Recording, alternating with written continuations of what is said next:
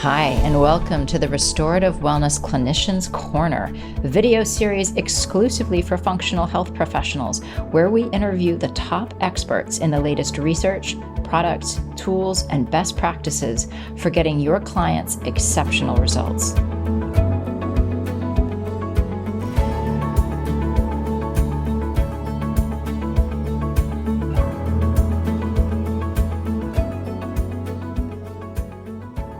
Well, welcome everybody. I have been so excited and looking forward to this conversation that we are going to have tonight. We have an incredibly special guest with us tonight, Dr. Dominic D'Agostino.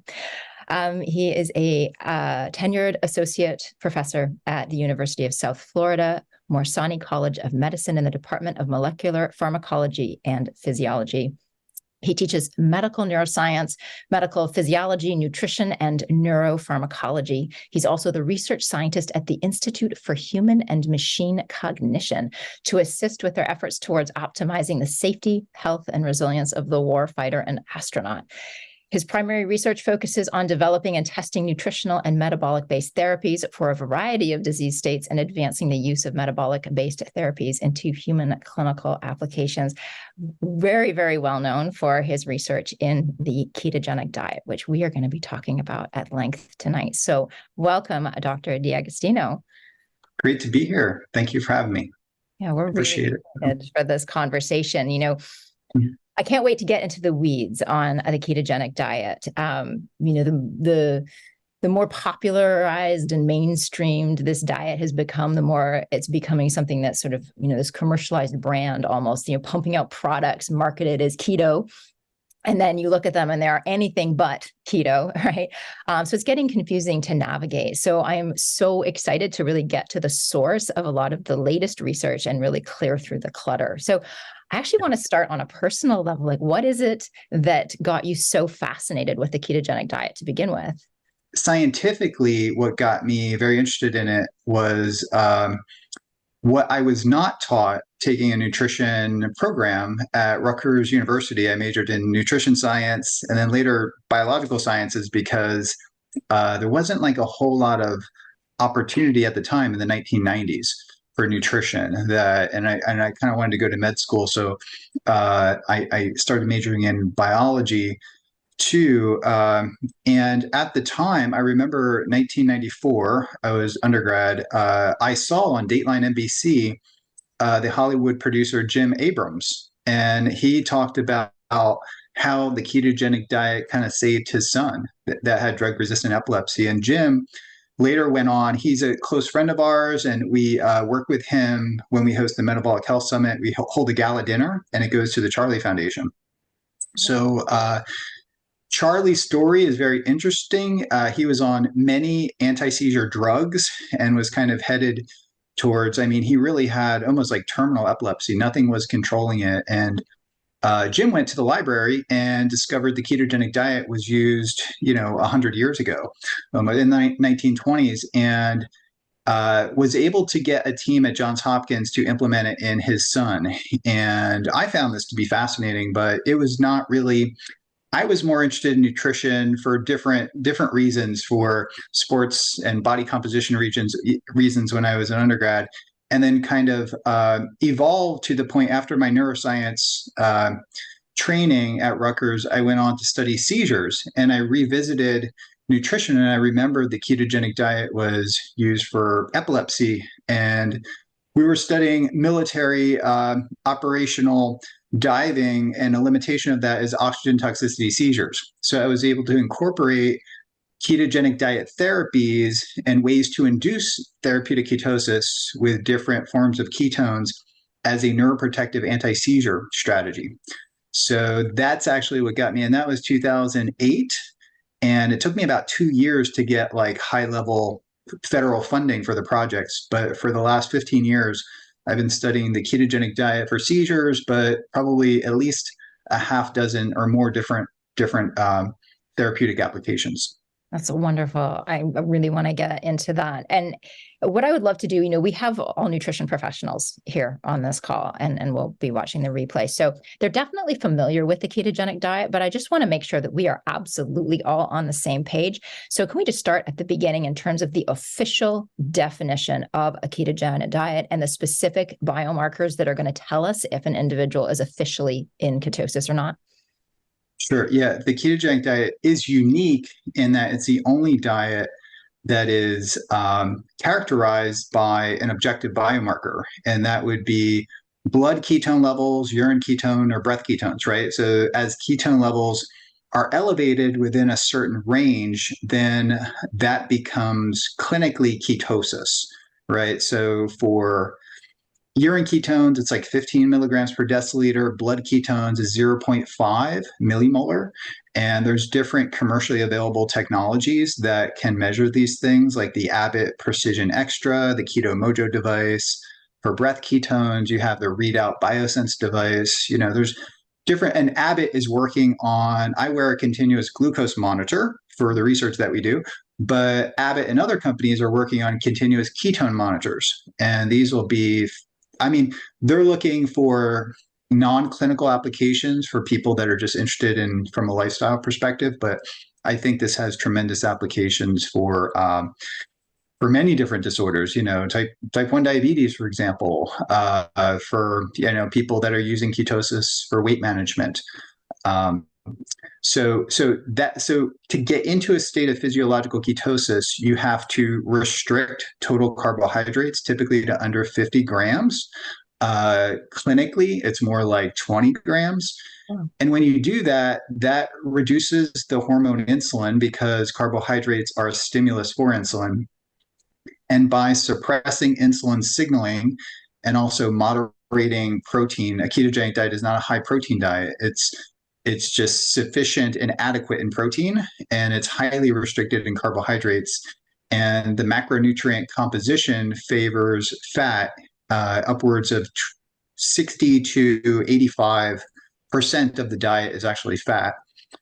And what this does is it forces the body to be fueled off fatty acids. And by suppressing the hormone insulin, that stimulates ketogenesis in the liver. When your liver glycogen gets depleted to a certain amount, that stimulates beta oxidation of fatty acids in the liver. And you get an accumulation of acetyl-CoA, and these intermediates are directed towards ketogenesis. And then the ketones actually spill into circulation. The liver produces ketones, but it can't use ketones as an energy source. It's kind of interesting. Yeah. It lacks succinyl-CoA transferase, which is actually deficient in cancer cells. So that's why some cancer cells can't use ketones for energy. But the role of ketosis, as it has a role in fasting and with the ketogenic diet, is that it provides fuel flow to the central nervous system and also the heart. And beta hydroxybutyrate and acetoacetate are the main ketone bodies in circulation. And your brain has remarkable metabolic flexibility, so it can adapt from using primarily, since 1967, we thought the brain could only use glucose as an energy source. And work that was done at Harvard by Oliver Owen and George Cahill at Harvard Medical School showed that in fasting subjects, after about a week of fasting, 60% or more of brain energy is derived from ketone bodies. So this was some remarkable research that kind of changed the way we thought about brain energy metabolism.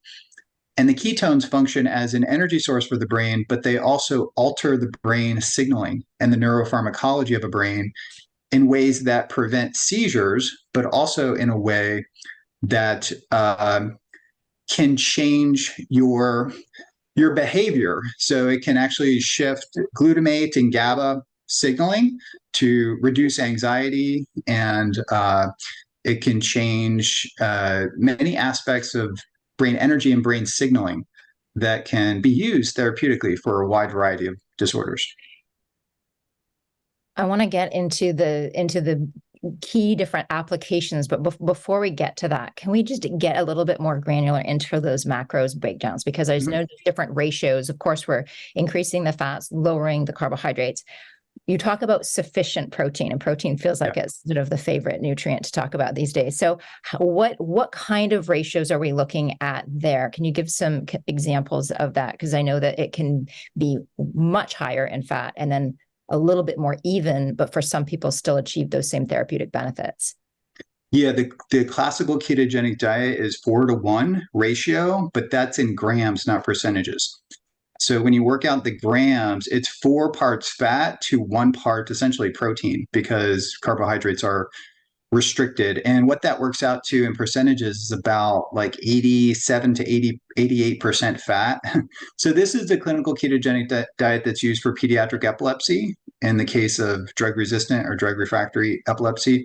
So then you have the 3-to-1 ketogenic diet, the 2-to-1, and then the MAD. It's kind of an unfortunate name, but the modified Atkins diet, which is more or less like a 1.5-to-1, which is more indicative of like the internet keto that people are following, which is pretty liberal in protein. Upwards of about 30% of the macros are protein, 30 to 35%, whereas the clinical pediatric epilepsy form of the ketogenic diet is anywhere from 8 to 12% protein. And the early studies did indicate that there was a stunting of the growth in kids. There was some kidney stones and some side effects, which I think were associated with the low protein with the diet, and that the people were not sufficiently hydrated to deal with the acidosis and electrolyte. We know that the ketogenic diet can deplete your body of certain electrolytes, which need to be supplemented in some cases. Okay, that's helpful. So are we thinking about different clinical applications then? I mean, I don't know that many of our audience here are going to be working in that deeply therapeutic application with pediatric epilepsy, but other things, other benefits that we see, for example, you talked about the weight loss. We know lots of metabolic benefits here for people who have, deep dysregulation, different neurological benefits. You mentioned the anxiety. Are we able to achieve those benefits still at the lower levels of fat intake? Even 1.5 to 1 that you described, which is still for most people quite a change in the ratio of macros that they're eating right now. Yeah, the macro. So it's interesting. There is quite a debate in the world of epilepsy. I chaired the American Epilepsy Society Dietary Special Interest Group, and it's a very big conference. And they kind of marginalized the ketogenic diet, but it's super well attended. And there's always a debate with a neurologist there whether ketones matter or not, because there's another diet called the low glycemic index diet, and I think it was developed by Elizabeth Thiel, and it's used for autism and a few others. It's a very low carbohydrate diet, but it's a little bit higher in protein, and it's just higher in fiber, and it produces low levels of ketones and sometimes no ketones, but it has a therapeutic effect. It's called the low glycemic index diet. So there's a bit of a debate as to whether the 4-to-1 ketogenic diet is superior in seizure control. And I just gave a talk to the medical school, because we actually have nutrition as a mandatory course right now in our medical school. We've had to work really hard to have that. But and it's actually the most popular. We have like different like electives, but now they made it in a mandatory course because so many students wanted to get into it. And I looked on clinicaltrials.gov, and about 10 years ago, there might have been 10 studies, but now there's 486 studies for a ketogenic diet on clinicaltrials.gov. So it's it gets a federal ID number associated with it. And I looked at all the different diets that were being used, and a large majority, I would say 50% or more of those 486 studies were using a modified form of the ketogenic diet, far more than half. So, which would be higher in protein. So, and the protein typically was like, adjusted to like 1 gram per kilogram. In some cases, like for cachexia and things like that, was like 1.2, upwards of 1.5 to 1.6 grams per kilogram. So this would require a ratio, if you use the grams, almost like a 1-to-1 ratio ketogenic diet. Okay. Wow. So I could go down the list too of the different applications that are currently being studied. It could polycystic ovary syndrome, type 2 diabetes, weight loss. There was 25 clinical trials for weight loss, cancer and muscle wasting, 47 clinical trials on that, 4 on Parkinson's disease, over a dozen for Alzheimer's disease, of course, epilepsy and different seizure disorders, migraines, Kabuki syndrome, which we study, Angelman syndrome. And then there's like a wide range of inborn errors of metabolism, like we study that too, glycogen synthase disorder, type 2, Pompe disease, McArdle disease, Rett syndrome, PDH deficiency, GLUT1 deficiency syndrome, Dravet syndrome, Lennox-Gastaut syndrome, like all these things. Actually, some of the ones that I mentioned, the only therapy that exists for the disorder is the ketogenic diet for like PDH deficiency or GLUT1 and Lennox-Gastaut syndrome. It's often used. So these are all like evidence-based clinical applications. But then there's the like emerging applications. So that would be psychiatric disorders. One of them would be probably the psychiatric disorder that kills more people than anything else is actually anorexia. And my colleague, Deanna Rancourt, studies that at USF and is doing a study on that. Bipolar disorder, anxiety, autism, traumatic brain injury, type 1 diabetes is actually, there's a clinical trial with a ketogenic diet for that. Non-alcoholic fatty liver disease, stroke, HIV, dementia, alcohol withdrawal syndrome. There was 2 clinical trials on that. And chronic obstructive pulmonary disease, study on that. So none of these, like most of what I just mentioned here, was not being studied at all 5 or 10 years ago. So these are really emerging applications of therapeutic ketosis. And a lot of people say, oh, we heard about the ketogenic diet and it's not that popular now. But if you look at PubMed, at the number of peer-reviewed publications, and also if you look at clinicaltrials.gov, there's an increase in the use of this. And I think that's, as scientists, that's what I look at, and I know, many of the researchers that are studying this for expanding applications. The only diet, I think the ketogenic diet has more peer-reviewed publications, and also on clinicaltrials.gov, I think the Mediterranean diet was kind of like tie with the ketogenic diet. But I don't know what the Mediterranean diet is. Like, it doesn't have a macronutrient ratio. Some cases it has pasta, in other cases it's like, whereas the ketogenic diet is a calculated macronutrient ratio to produce an elevation of an objective biomarker that can be measured with commercially available technology. So you can measure the biomarker and then adjust the diet accordingly to get a therapeutic effect. Which I think is so powerful about this. And wouldn't it be amazing if we had the same kind of clear, objective data about other dietary strategies? I think that is what is so compelling and so unique about this particular diet. I had a question here in terms of the different, when are we thinking about this clinically? Now I'm going to change my question given that list you just gave us. When are we not thinking about this clinically, right? Like so here we've got a lot of clinicians working with people using diet as a very key element in their strategy. Are there times when this is really contraindicated? Yeah, well, yes, for sure. For different, if you have inborn errors of metabolism, like I mentioned, contraindications would be liver disease. So your liver is the site and production of ketones. And if you have liver failure, it's hard for your liver to be healthy enough to have that elevation of fat oxidation to make the ketones, because you really need to ramp up fat oxidation. So pancreatitis would be one, fatty acid oxidation disorders, primary carnitine deficiency, carnitine palmityl transferase deficiency, CPT1A, I believe. So carnitine actually plays an important role in moving fatty acids to the mitochondria. And I see this quite often in the blood work of kids. When you do blood work and look at and measure carnitine, it's often deficient because you're burning so much fat that actually and carnitine plays a role in transporting the fat into the mitochondria. So you're oxidizing and burning such huge amounts of fat that you're depleting your body of carnitine. So carnitine is often, clinically, it's actually a supplement. So carnitine and potassium citrate to prevent the kidney stones. And so that's, if you've had kidney stones in the past, they'll tell you not to do the ketogenic diet.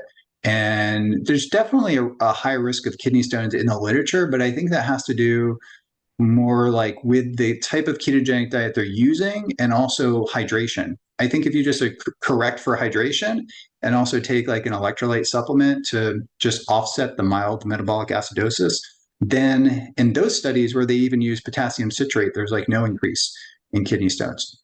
So I think that's can clearly be, addressed in that way. But other than that, other than the things that I mentioned, and then some people just are not able to, some people just have fat intolerance. Right. So that's not really talked about a lot, but I've just communicated with enough people to know that when they shift to this high percentage of fat, they get nauseous, they don't feel right. And I think in those cases, the ketogenic diet is not for them.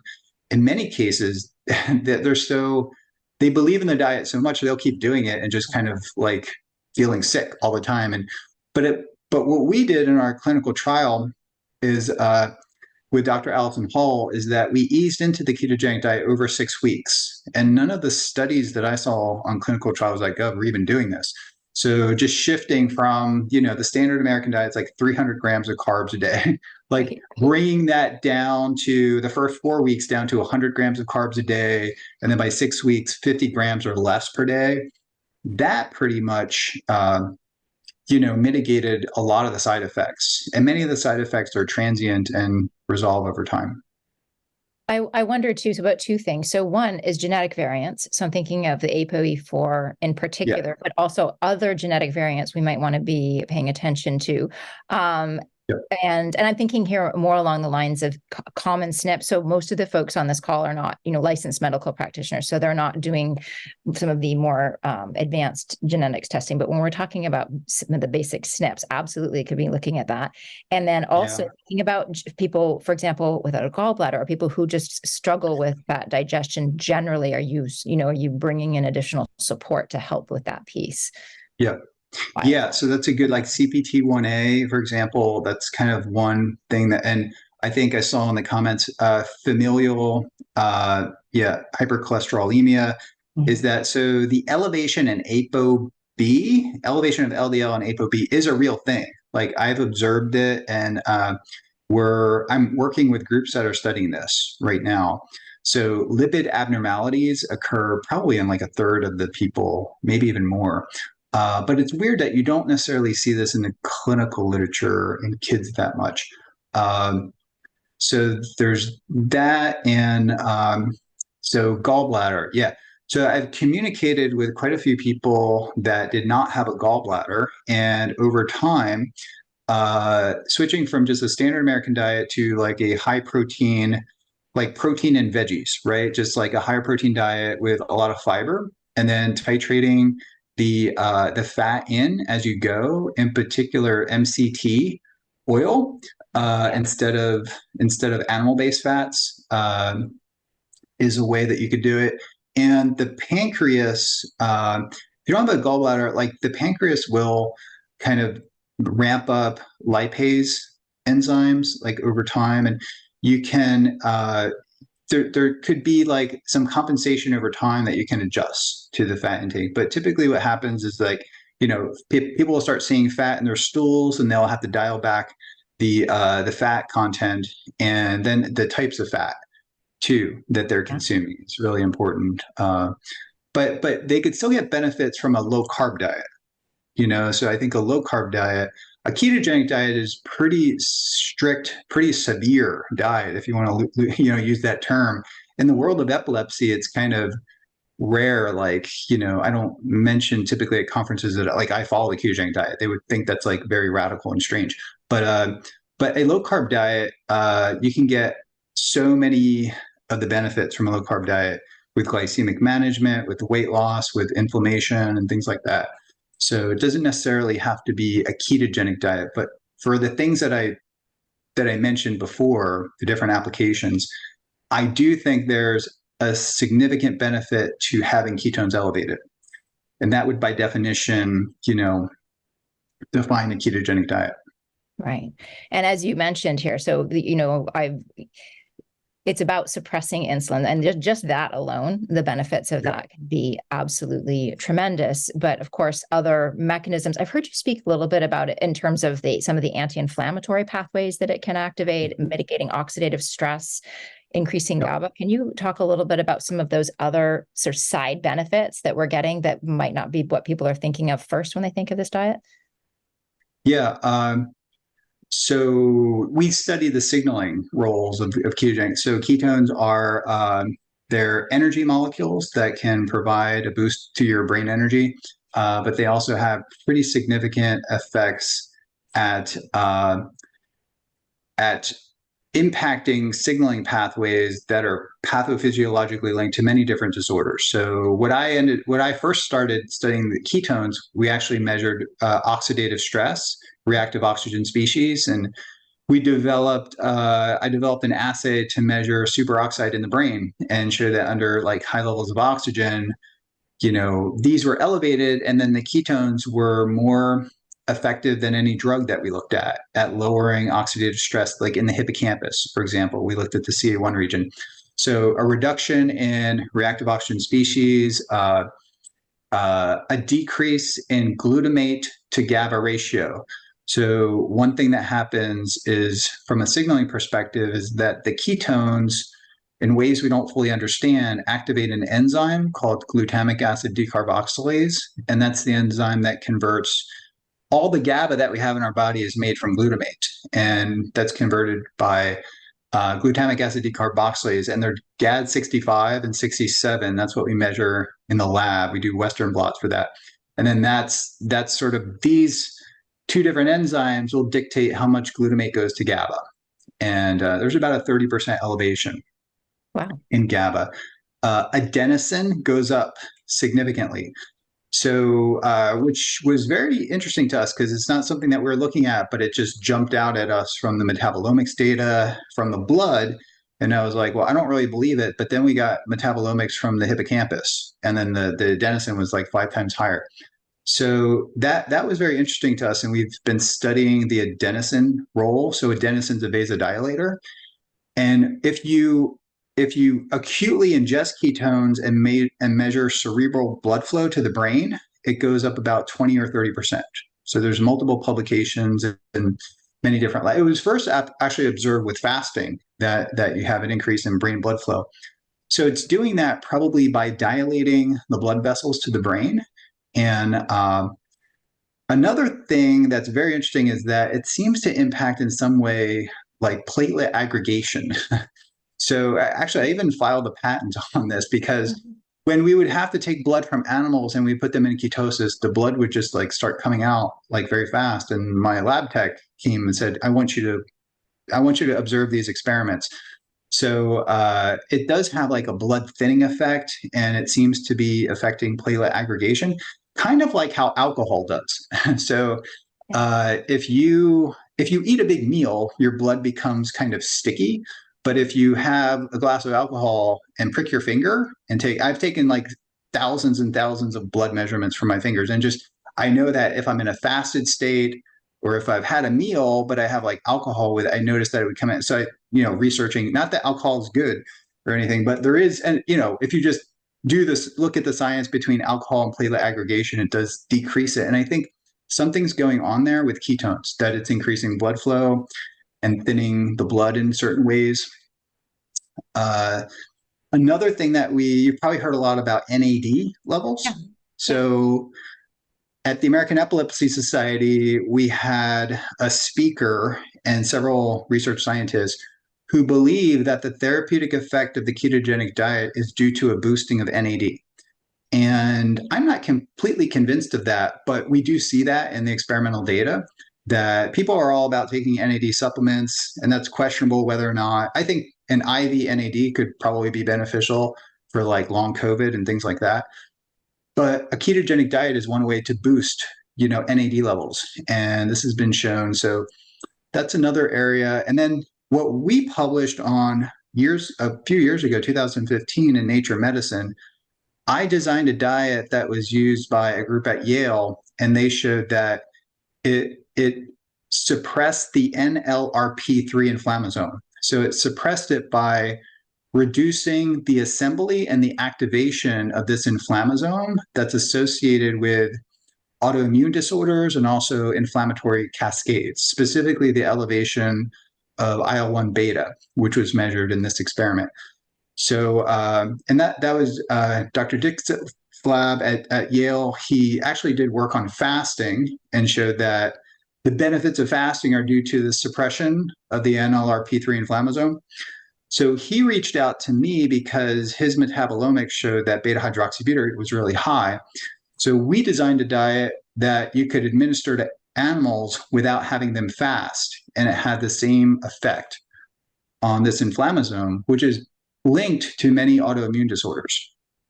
So that has become a hot topic ever since we published that in Nature Medicine. There's no less than a dozen labs now looking at beta hydroxybutyrate as sort of an anti-inflammatory compound. Fascinating. So many different mechanisms. And epigenetic. So I forgot to mention that. Okay, so yeah. That's actually like what we focus on now is actually the epigenetic effects. So my PhD student, Sarah Moss, her PhD PhD project is essentially the metabolic control of epigenetics, and specifically beta hydroxybutyrate. So it affects histone deacetylase enzymes as HDAC inhibitors. But what we're studying is something called beta hydroxybutyrylation, where beta hydroxybutyrate directly interacts with the histone and modifies the histone in a way to kick on gene expression. Wow. So this idea came from Dr. Bjornson at Johns Hopkins, and he studied the kabuki mouse model.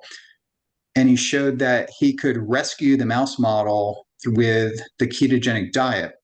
And his speculation was, and he did some superficial testing, was that it was working by affecting gene expression. So our experiments are not to use the diet, but to use different exogenous ketone formulations, because kids with kabuki syndrome are very picky about what they eat. Mm-hmm. So we are designing sort of formulations where therapeutically you can ingest ketones, elevate beta hydroxybutyrate, and then beta hydroxybutyrate is a form of epigenetic therapy. So that's the project we're working on now. So all these different mechanisms are sort of, and it's probably not just one, but it's like many mechanisms in synergy. 100%, this is fascinating to me. And you opened the door into the next area of questions I want to ask, which is about supplementation and the use of exogenous ketones. And can the exogenous ketones provide these same therapeutic benefits? Even, I mean, I'm seeing, I've probably been talking about this diet a lot more. So, my Instagram feed and things are just like loaded with ads for exogenous ketones right now. And I'm seeing them all over the place, and not, A, can they provide us with the same kind of therapeutic benefits? B, can they do that independent of the diet? Like, can you layer on exogenous ketones on top of a normal diet, a higher carbohydrate diet, and still get those benefits? And then if you are to pair the ketogenic diet and exogenous supplementation, are we getting one of those situations where it's like 1 + 1 = 5? Are you getting like really compounded benefits, or is it just a little bit of a benefit? Yeah, all great questions. And I was actually forced to study exogenous ketones because the Department of Defense did not want to study the ketogenic diet. So they said that's not innovative. It's not something that our warfighters would follow. So they said, go design a ketogenic diet and a drug. So that set me on a cascade to develop various forms of exogenous ketones. And it's our experience that in the context of seizures, at least tonic-clonic seizures that we study, the first compound we tested was 1,3-butanediol. And when you're seeing all the feeds come up for exogenous ketones, that's typically what it is. Like, I don't know, I could mention the names of the different.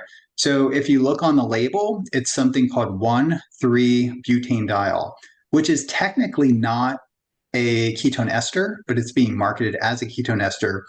It's a dirt cheap dialcohol, glycol, if you want to be specific. And what your body does, it can convert that to beta hydroxybutyrate. But the liver has to work really hard to do that. And actually you use alcohol dehydrogenase, and then you kick off an aldehyde molecule that's toxic and can actually give you like a hangover the next day. Oh, wow. So Dr. Richard Veach actually had the idea of taking 1,3-butanediol and then adding ketones to that. So that would be like, there's a product called KE4, I think ketone aid. I don't know if we can mention products on here. Absolutely. I'd love you to. Yeah. Especially your favorite ones. Okay. Yeah. So HVMN is 1,3-butanediol. And that's like the dirt cheap stuff we buy in like 55-gallon drums. It is ketogenic and it's hypoglycemic agent, but you know, one of the original ketone esters was 1,3-butanediol beta hydroxybutyrate monoester, and that's being sold by Delta G and also being sold by Ketone Aid and KE4.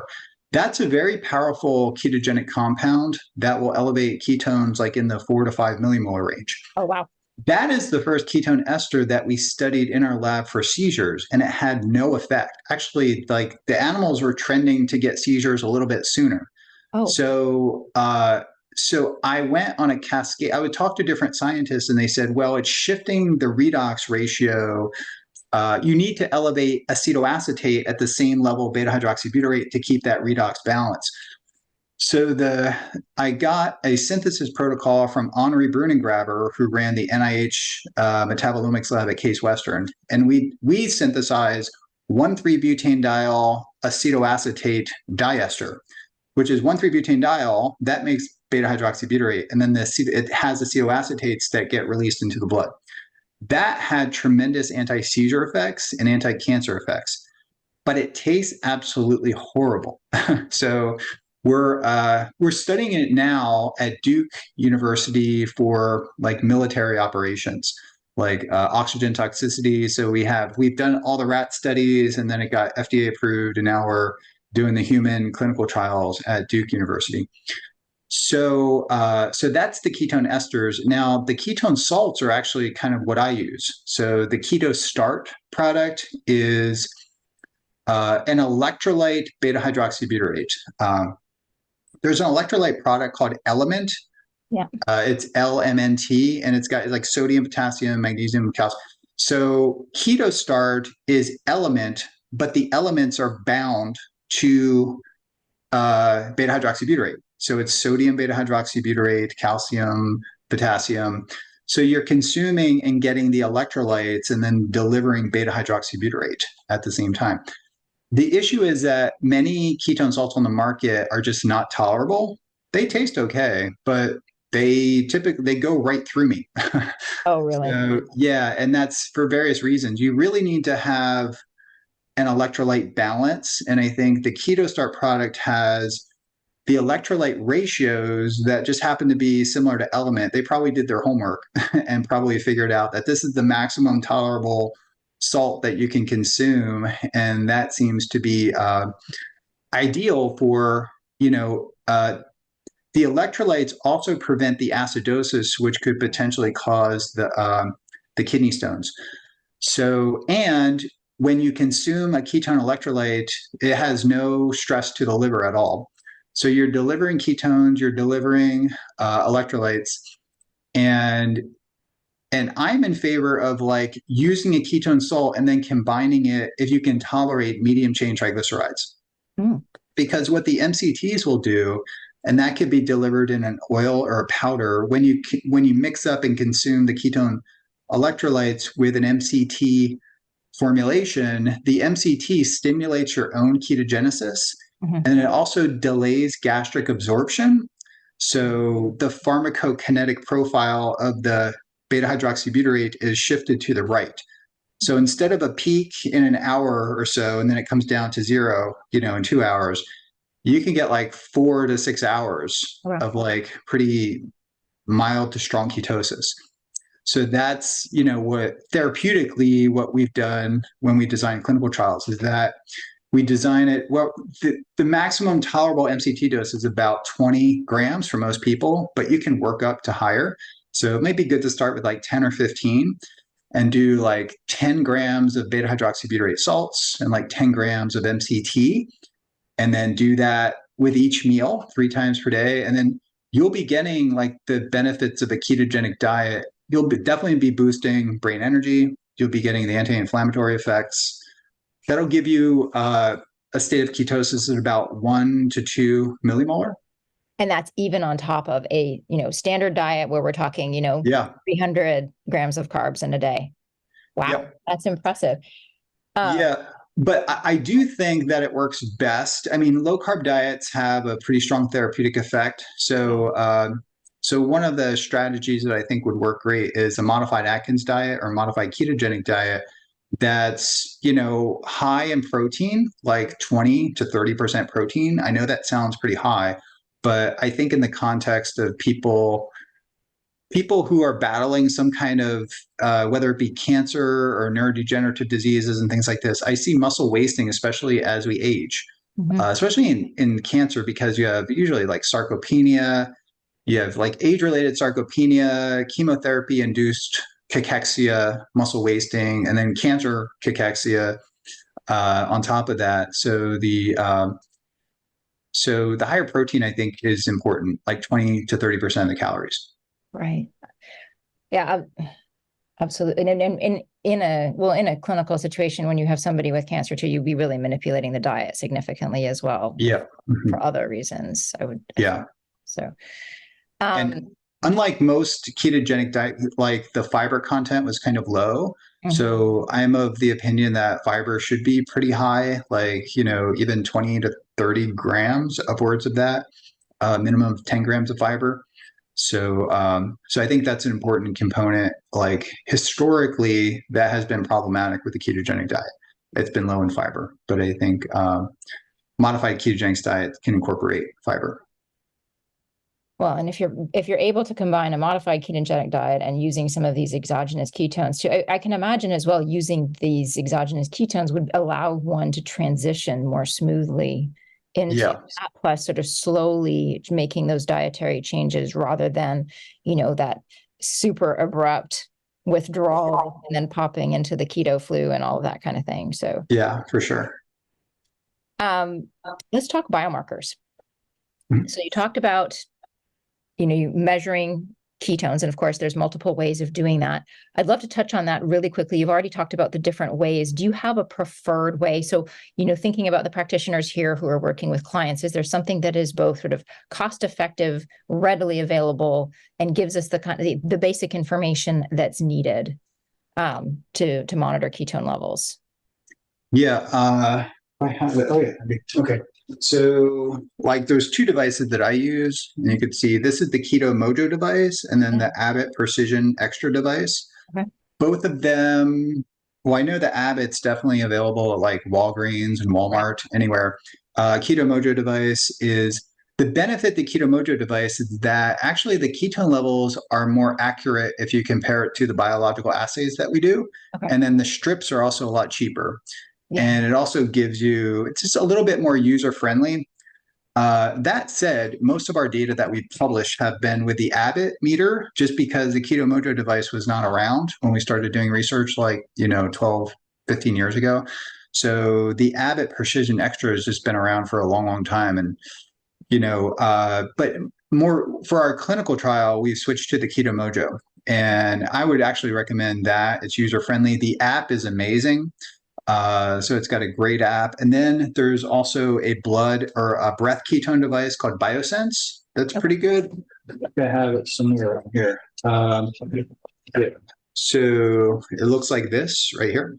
Okay. Yeah. So you breathe into it, and then it gives you, if you have a score of 10, they call it ACEs, their units, that correlates to about 1 millimolar of beta hydroxybutyrate.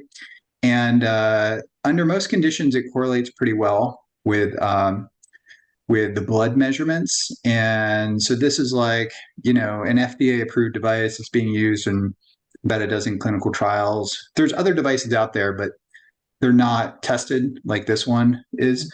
And I mean, in the long run, it probably save you money too, because you don't have to buy any strips, and you can blow into that thing thousands of times. And the app is actually pretty cool, so it gives you, a lot of actionable feedback from the app. And so, but the keto, I still think the blood ketone is probably a good way to start. Actually, you might want to start with just urine ketone Yeah. strips and save money, and that'll tell you if you're in ketosis or not, and then you can dial it in with the blood measurements or the breath measurements. That's really helpful. And then when we're thinking about, like a blood chemistry to assess, I mean, I think obviously which markers they're going to be looking at is going to depend a little bit on what's going on with the client. But are there markers that you are tracking very specifically? I would imagine fasting insulin would be one. I would imagine you're looking closely at those lipids, at liver markers. But what markers specifically are you keeping a really close eye on? And how frequently would you recommend, especially when someone is first starting to work with this diet, how frequently would you recommend checking in on these biomarkers to make sure that it's actually the appropriate diet for them? Yeah. So before you start the ketogenic diet, I'd recommend doing like a complete metabolic panel, like a CMP and a CBC, just to make sure, standard blood work to make sure liver function is good, electrolytes and kidney function is normal. And the things you want to track are outside of like a comprehensive metabolic panel and a CBC, we look at hemoglobin A1C, insulin levels, our fasting insulin, HSCRP, I think is really important for most people. And I think that's like an easy add-on. And then ApoB, LDL, HDL, triglycerides, and ApoB would be, really informative. And what happens is that, and this is recapitulated in our clinical trials, that people coming into the clinical trial not on a ketogenic diet with high LDL and high ApoB, when they get on a ketogenic diet and start losing weight and do better, their LDL comes down and their ApoB comes down. But then you have a phenotype called the lean mass hyperresponder. So you have people that are like already very metabolically healthy. They switch to a higher carb diet, to a ketogenic diet. They're relatively lean. They have good metabolic health, and everything improves in the right direction. But you see an escalation of LDL and ApoB. So we do not know what that means. And I'm working on this with a lot of different scientists right now. So there's David Feldman has proposed, as other scientists that are working with him, like Adrian Sotomoto, this kind of lipid energy model, in that the lipoproteins need to be elevated to transport the phospholipids and the triglycerides and the fat to tissue. So if you're athletic and you exercise and you're just like a lean individual and you have high rates of fat oxidation, the fatty acids, the fat needs to be transported to the peripheral tissues. And the only way to do that really is lipoproteins. So you need to have an elevation of lipoproteins, namely ApoB, as a way to transport, as a lipid energy model, sort of the molecule that's sort of mostly tied to that.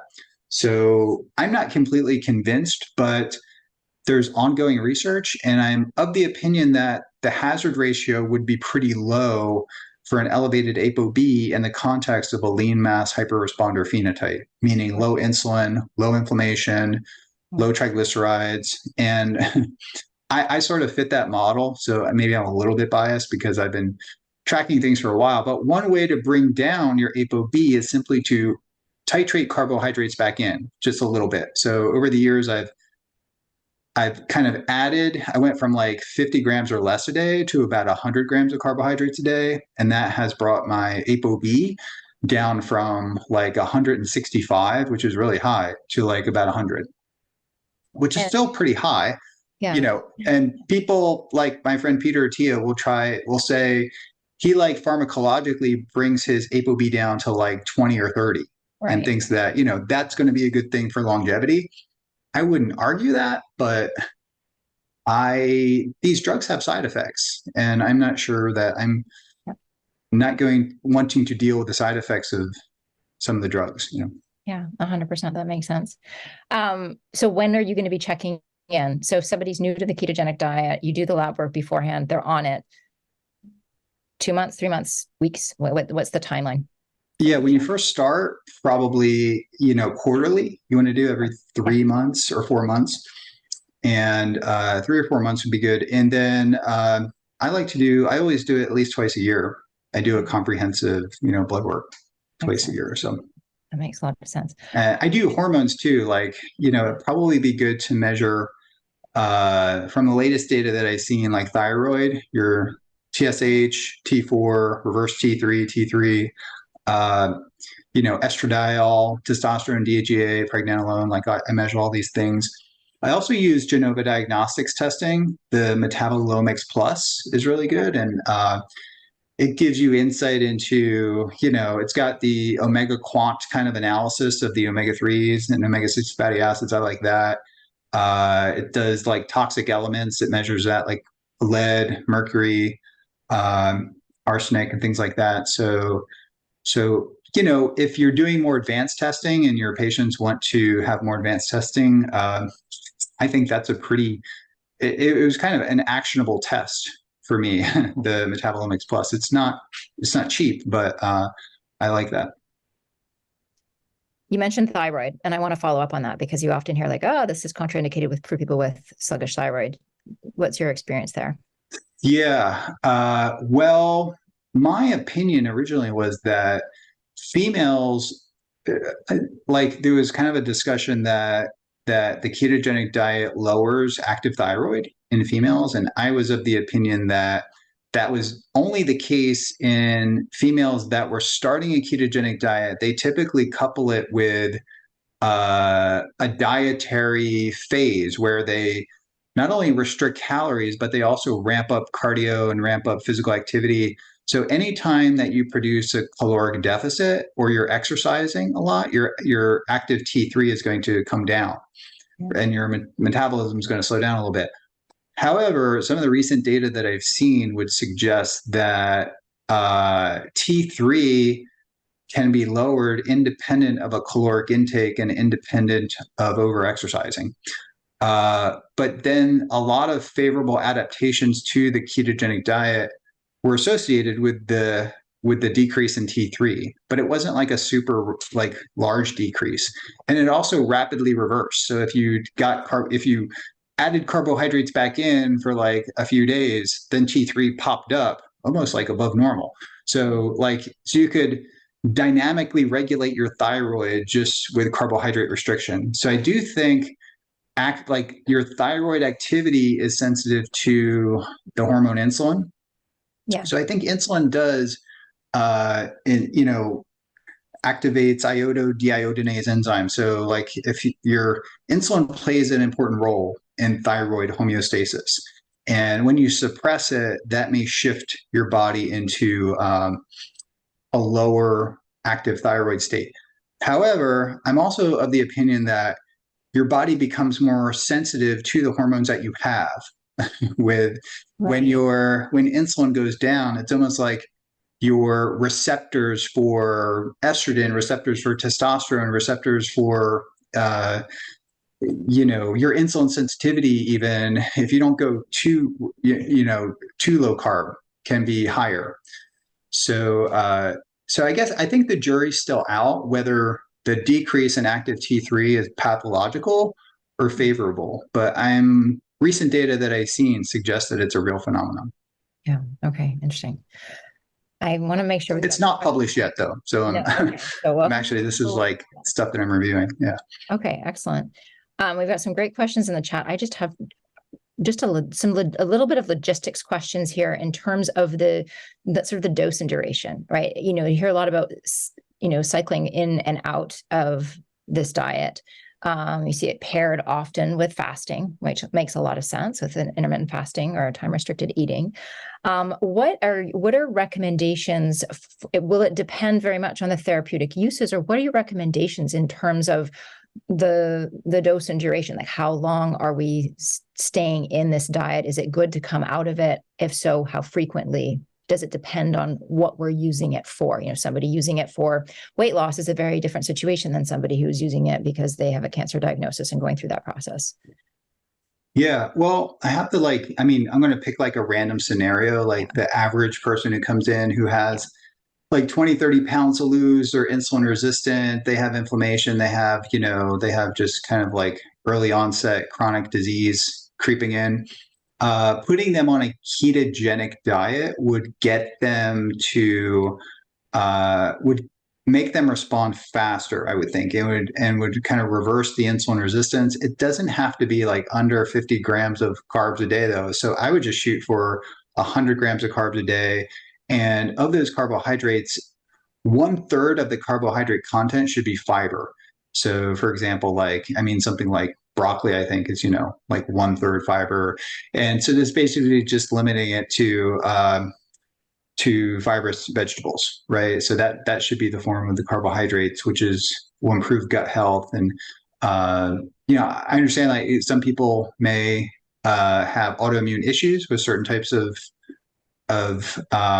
plants and certain types of fiber, so that you need to there's some things that I just cannot digest, but broccoli is one that I can just eat a huge bowl and I digest it like perfectly. But other things, like even avocados, like I can only eat not even more than one.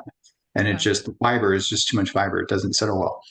So I think people need to experiment with that. And I think they could get 90% of the patients that you're probably seeing could probably do well, would probably be a low carb diet would be optimal for them as opposed to a ketogenic diet. Unless they have, I think in certain contexts, cancer, the ketogenic diet is superior to low carb for different types of cancer, especially brain cancer, the seizures, that suppression of the insulin signaling is very important. And certain neurodegenerative diseases. So Parkinson's, Alzheimer's, of course, seizure disorders. So we'll be more responsive to a ketogenic diet. But then again, you could potentially use a low carb diet and then do ketone supplementation. So I see a lot of clinical trials trending towards that direction now. And so if someone is to go into the full ketogenic diet, is there a risk to them staying in there long term? Long term. Well, if we look at the epilepsy literature, and that's the only literature we could point to. And I am in contact and correspondence with teams that have monitored people who have been continuously, not one day off, on a ketogenic diet for more than 3 decades. So they've been on a calculated, like taking out the scale and weighing everything for over 3 decades. And some of these patients have glucose transporter type 1 deficiency, and their blood work looks great. Their cardiovascular scans look great. But then again, they have been highly monitored, right, by a medical team. So when you have that, so if you're going to wing it and do it yourself, I think I would let the blood work guide you and the biomarkers guide you. So, I didn't talk about blood pressure too, but blood pressure usually sharply goes down. In our subjects, it went down pretty sharply. That there's a little bit of a natriuretic and a diuretic effect to a ketogenic diet. So it's pretty common to see someone with a blood pressure of like 140/80 drop to like 115 over like 60, in the first week or two. Just because, if they're eating a lot of carbs or insulin's elevated, insulin facilitates sodium retention. And then you go on a ketogenic diet, your insulin drops through the floor. It goes from 30 down to like 5. And then you dump a lot of sodium and a lot of water with that. So you go from hypovolemic to almost or hypervolemic to hypovolemic, to where you almost have orthostatic hypotension after like 2 weeks. So I've seen that's actually pretty characteristic, more so in women, not so much in men, but in women. So and that's maybe it's a side effect, but it's maybe a favorable side effect. And what's often a problem is that some of these people are on blood pressure medication. And if you keep the same level of blood pressure medication on the ketogenic diet, you got to taper it down. So that becomes another, you got to work, then people need to really work closely with their primary care doctor when they go on these diets. And it's actually a pretty serious thing because they could fall, especially if the older people. So, yeah, I've talked to a lot of doctors who kind of ran into that scenario where people are just so regimented about their medication. They go on these diets and they lose a lot of weight and the blood pressure goes down and all these things improve, but they still continue to take the medication, and then the medication becomes more sensitive. 100%, 100%. You have time for a couple of questions from Yeah. our audience. Okay. So question here, I think this is a great one, and I didn't get to it on my list in terms of the applications of this diet for athletic performance. And I would divide that into, more strength resistance type training versus, endurance cardio type training. Yeah. Well, we did publish a paper. I just want to mention it really quick with Dr. Philip Prinz, and Tim Noakes was on the paper. Jeff Volek, who's a good friend of mine, was on the paper. I just want to mention this real quick. And the title of the paper is Low and High Carbohydrate Isocaloric Diets on Performance, Fat Oxidation, Glucose, and Cardiometabolic Health in Middle-Aged Males. So essentially what we saw, and a lot of these guys lifted weights and stuff too, but they were also pretty good cyclists, athletes. What we saw that there was no performance advantage to a ketogenic diet, but no decrement in performance with a ketogenic diet and cycling performance. Okay. So, but what we did see, because we had continuous glucose monitors on them, that the circadian glucose levels were like, they were at least 10 milligrams per deciliter higher in the high carbohydrate group versus low carb, and that's isocaloric. So actually, they look like these were like athletes, and they're all basically pre-diabetic if you look at their glucose levels over time. But in the context of weightlifting and exercise, like resistance training, building muscle, strength and performance, I don't think a ketogenic diet is not advantageous unless it's being used in a cutting phase where you're in a caloric deficit. Then basically, if you equate for protein, you can maintain the same amount of muscle and have a higher rates of fat loss with that. Actually, we looked in an early study, 2012, we published a study with our Italian colleagues on elite level gymnasts who were sort of like resistance trained. And we saw favorable body composition, but that particular diet was pretty high in protein. So it was like 1.5 to 1.6 grams per kilogram. So I think when it comes to like resistance training, powerlifting, bodybuilding, that sort of genre, I guess, like protein is king. And then, you can adjust your total calories accordingly, depending if you're gaining or losing. But I think ketogenic diets shine in the context of fat loss. Mm-hmm. Okay. Question here about being on keto for too long. Can it actually have the inverse effect and promote insulin resistance since the body isn't sort of seeing that need to be sensitive to it? Have you seen that happen? Yeah, so when you're on very low carbohydrate diets, there's less need for insulin facilitated glucose uptake. So, I'll see if you do a glucose tolerance test, you'll see this, right? But typically what happens is if you titrate carbohydrates back in, that quickly gets restored. So there's physiological insulin resistance, and then there's, pathological. All things would indicate in the context of a very low carbohydrate diet to the point where it's ketogenic that the reduction in insulin sensitivity, meaning that if you consume a bolus of carbohydrates, you'll have a higher spike up in insulin that you would otherwise have. But that is not pathological in my view, but it hasn't really been studied. But there's no evidence in my mind that I think that would be pathological. Have you ever seen, I remember back a long time ago, so I cannot remember all of the details of this client, but when she was on a ketogenic diet, quite a strict one. And when we checked in on her biomarkers, her insulin was through the roof. Have you seen that happen where insulin is going up at the same time? And she really, I don't think this was a case of, everything else was looking fine. I mean, maybe it was just a faulty, I'm talking N of one and one particular lab, but but that was something I could never explain. What was the person weight stable? Was she gaining weight, losing weight? I've never seen Trying it in to the. actually gain weight. Oh, okay, yeah, yeah.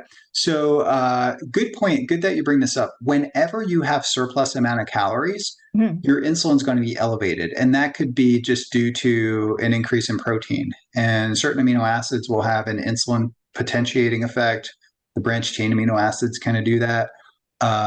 So yeah, whenever you could have a high carbohydrate diet and have a calorie deficit, and your insulin's going to be low, right? The thing about a ketogenic diet that it can be isocaloric, and so a high carbohydrate diet versus a ketogenic diet, same amount of calories, your insulin will be significantly lower. Right.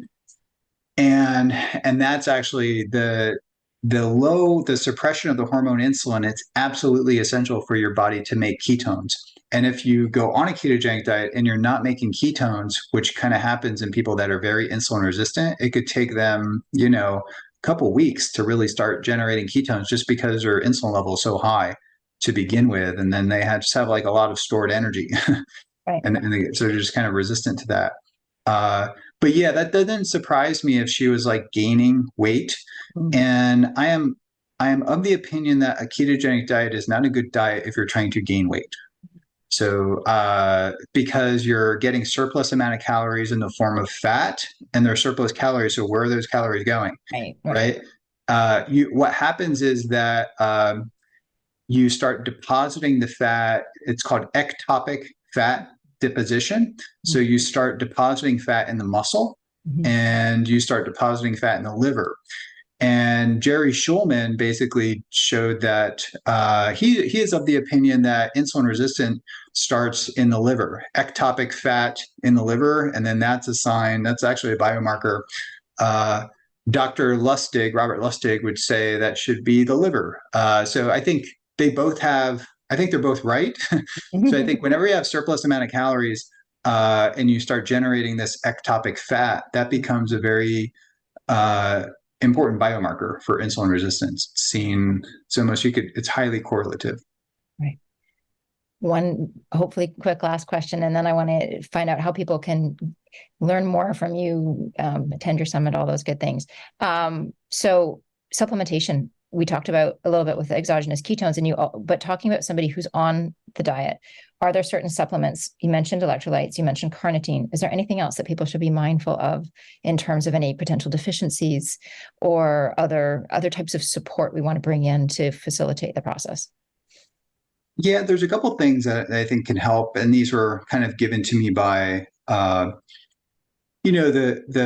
dietitians over time. So carnitine, magnesium is going to be really important. Vitamin D3, of course, you want to make sure that there's a paper, one or two papers showing that selenium was lower, but I think that had to do with the type of ketogenic diet that they were on. You're getting fish and other like more of a balanced array of different protein sources, probably won't be an issue. And then MCT oil, which you can buy pretty much anywhere, is going to be really, pretty much all clinicians now or dietitians really start to incorporate MCT because it really boosts the ketones. And for exogenous ketones, I'm of the opinion to steer away from the ketone esters. We've done enough research that I feel that they should almost be in a category of like a drug, because I mean, I'll put it this way, we've unintentionally like euthanize animals, I guess you could say, with a high dose ketone ester. It can induce ketoacidosis.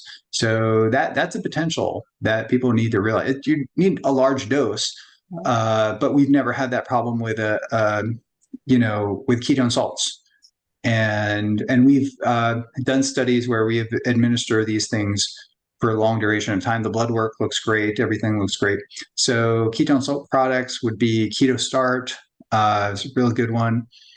As far as MCT oil, the powder is pretty useful too. Like I think Quest Nutrition makes like a MCT powder that's pretty useful and can be mixed with the ketone salts. Awesome. Other than that, you don't really need a lot of supplements on a ketogenic diet if you choose a good balance of food. A good.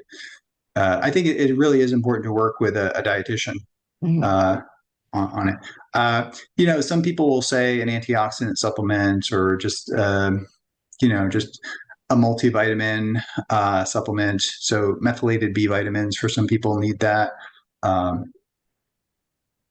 So I think, yeah, I'm kind of a minimalist when it comes to supplementation, but some of the supplements that I think are, have a really good track record are like creatine monohydrate. It has like more research than any other supplement on the planet. It has a lot of, benefits to the brain and strength and body composition. But caffeine too, and I guess maybe some people will like to hear this, caffeine can greatly boost ketone production. And when you consume caffeine with MCT, it converts more of the MCT into ketones, actually increases ketosis by 40%. Wow. And Stephen Cunnane, I observed this, but it was nice that, a group did a study up in Canada. I think it was Stephen Cunnane's lab that showed that if you dose the MCT with caffeine, then that stimulates greater ketogenesis. There's also the amino acid taurine can help the liver produce ketones.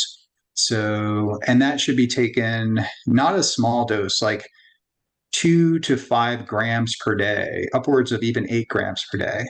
Taurine really doesn't have any, you could buy it bulk, like online, so it's pretty cheap. And it has a lot of other benefits too. And that could be, if you're not producing ketones, the taurine has an effect on the liver, I think maybe even a therapeutic effect. And I've noticed that in people that just are not healthy, maybe they have like the precursor to alcoholic liver, like you get them on taurine or maybe N-acetylcysteine in the beginning, but taurine can really help boost their liver production of ketones. That's wonderful. So many gems. We've just scraped the surface. I have so many other questions, but I want to respect your time and respect everyone's time here tonight. Thank you so much. How do people stay connected with you? Where do they find more information? I know we had the questions here, if they want to dig in and really, find the latest research, really understand the different clinical applications of the ketogenic diet, where can they go? Sure. Well, Keto Nutrition is our information website. And we've had that for, about 6-7 years now. And there's a blog on that. We host a conference, the Metabolic Health Summit. Yes, where we have clinicians talk. We have it's a balance between basic science, clinical science, and then we have high level speakers like Rhonda Patrick was one of our keynotes, and then we have a lot of neuroscientists from Yale, Harvard, Duke, Johns Hopkins. We have some of the best speakers in the world at that conference. That's January 25th to the 29th. In 2024, and the Metabolic Link podcast is sort of a companion to the conference where we interview some of the speakers, and I co-host that. Yeah, I think that kind of sums it up. That's wonderful. Thank you so much. I will be at the Metabolic Health Summit. Super excited. Oh, great. So you guys are thinking of going, definitely give me a shout if you're thinking of going. It'd be great for a little group of us to be there. Thank you so much. Such invaluable information, and just thank you for all the work that you're doing and the research on this. It's so important, and so there's just so much potential. I'm very, very excited about it. So thank you. Thanks for having me. I appreciate it.